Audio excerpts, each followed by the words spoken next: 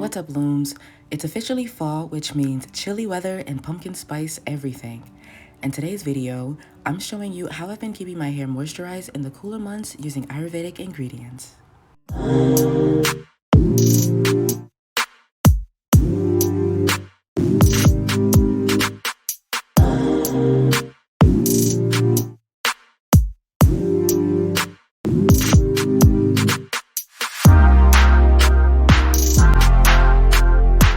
So the first step in my routine is hydration.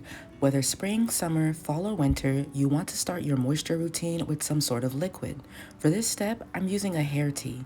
To make this herbal tea, I used horsetail, an herb that is high in silica, which helps to strengthen your hair follicles. Then I used dry curry leaves that I purchased from my local halal market. Curry leaves are loaded with properties that can work wonders for your hair. They are rich in antioxidants and help to neutralize free radicals to keep your hair healthy and strong. Lastly, I added oat straw. Oat straw contains calcium and other vitamins as well as silica, which are essential for strong, healthy hair. When applied to the hair, oat straw adds softness and shine. To seal in this yummy herbal tea, I'm using my new favorite Ayurvedic shea butter that is filled with amazing ingredients like shea powder, bringraj, amla, neem, fenugreek, and other goodies. I love how nourished and moisturized my hair feels after using this butter, and a little goes a long way with this product.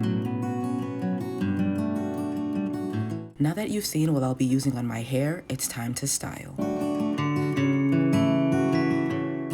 After my last wash day, this is how I've been wearing my hair. Y'all, I've been super low maintenance with my hair recently, and these two braids are my go-to. I love the simplicity of this hairstyle without having to do a lot of manipulation. If you're looking to retain hair length, low manipulation hairstyles are a must, especially if you have fine hair. Those kind of styles ensures that your ends are being tucked away and that you're able to retain the new growth that is coming in. After taking the braids down, I'm moisturizing my strands with a herbal tea.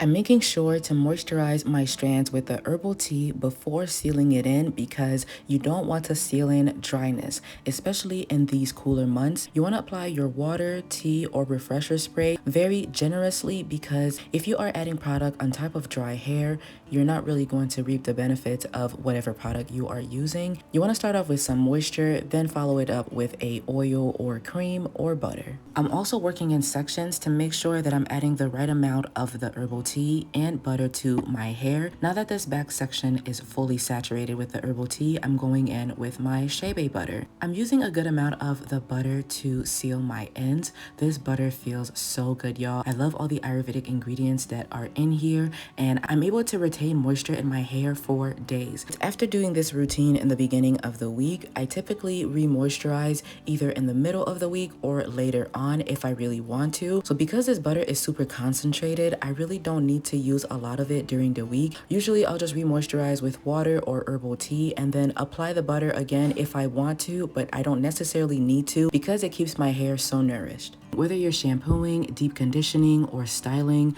don't forget the ends of your hair. Those are the driest parts and they break off the easiest. When you're applying products to your hair, don't just focus on your scalp and the roots. You want to work the product all the way through the length of your hair and also focus on the ends.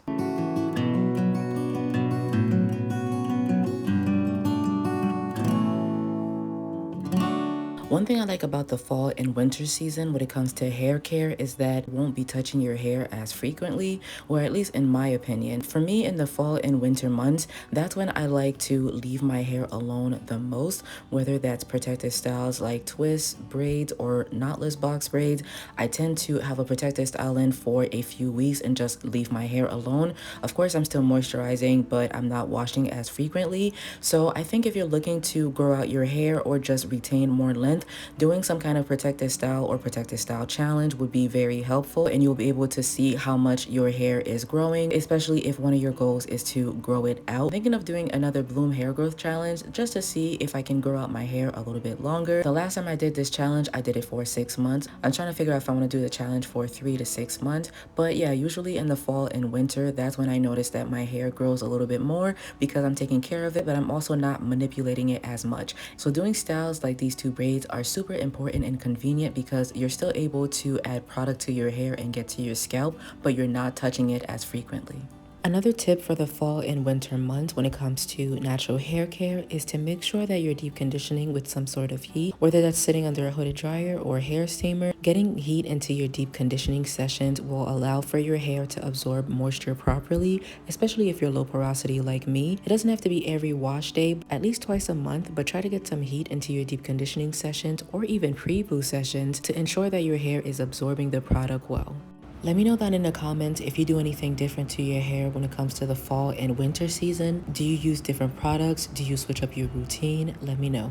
Another helpful tip when it comes to natural hair care and the fall and winter is to make sure to stay on top of your trims. You don't want to go too long without trimming your ends, because the longer you hold on to the split ends, the more they'll be able to travel up and cause more breakage. So every start of the season or as you see fit, try to stay on top of your trims because they really do help when it comes to getting rid of split ends, breakage, and single strand knots.